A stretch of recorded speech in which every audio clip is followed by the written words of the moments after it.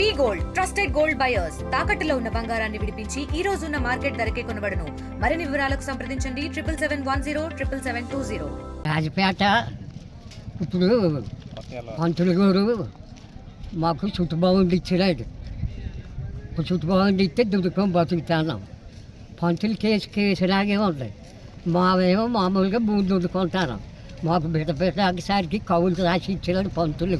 మొట్టమొదటిలో పెద్దలు ఉన్నప్పుడు ఆ 2 అగసారీలు బాగున్నాయి. ఇప్పుడు 3వ అగసారి. ఆనాడు 100 సంవత్సరాలు బట్టి అందులోనే ఉన్నాం. ఇప్పుడు పండించి తింటాన్నాం. ఈ పొద్దు తీసేనారంటే ఏమనుకోవాలి? అది అక్కసంగా చేసినారు ఆ పని. మా ఇద్దరిదే పూర పక్కనే ఏయో చెరువు గడపమని చెప్పి చెరువు అవి తీసిన బాగుండు. ఆ సీతారాముడి వాళ్ళది 4, 5 ఉన్నాయి.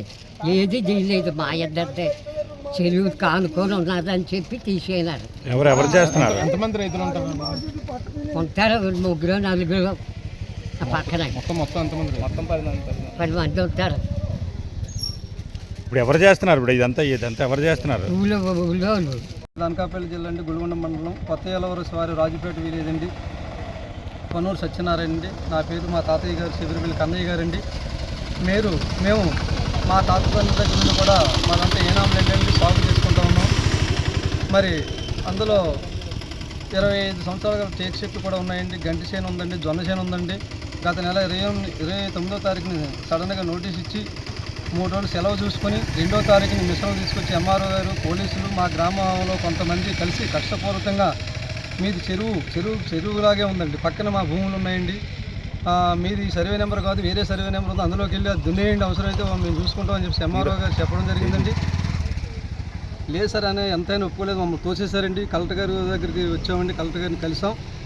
తర్వాత గత సోమవారం నర్సీపట్నం మేడం గారు వచ్చి ఉన్నారండి. మేడం గారు ఏమన్నారంటే ఎంఆర్ఓ గారిని పిలిచి, ఏమండి మీరు ఇమీడియట్గా వెళ్ళండి, ఇప్పటికి 2 సార్లు వచ్చారు, పెద్దవారిని ఎలా తీపిస్తున్నాం, తప్పు, సర్వే చేయండి, ముందు అక్కడ తేల్చండి తగు అన్నారు. అప్పుడు మంగళవారం రాలేదు సరిగదా, ఎంఆర్ఓ గారిని మేము కలవగా కలెక్టర్ గారికి పిటిషన్ మా మీద ఇస్తారా అని చెప్పేసి దురుసంగా మాట్లాడి మిమ్మల్ని మీ సంగతి ఏంటి చేస్తామో చూడని చెప్పేసి అన్నారండి. అని శనివారం 4 గంటలకి ఎస్ఐ గారు ఫోన్ చేశారు.